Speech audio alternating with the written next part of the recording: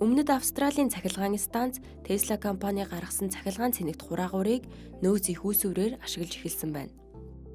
Эрчим хүч тасалдсан үед уг зай хураагуур нь цахилгааны нөөцийг бүрдүүлэх үүрэгтэй аж.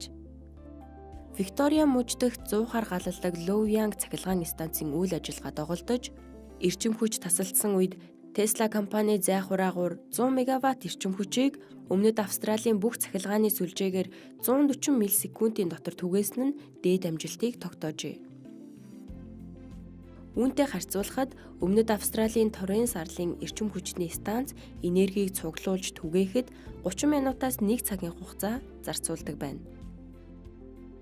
Өнгөрсөн жил Өмнөд Австралийн бүхий л хэсэгт цахилгаан эрчим хүч тасалдаж, энэ чиглэлээр зардал, мөн аюулгүй байдлын асуудлаар улс төрийн маргаан дэгдэж байсан билээ.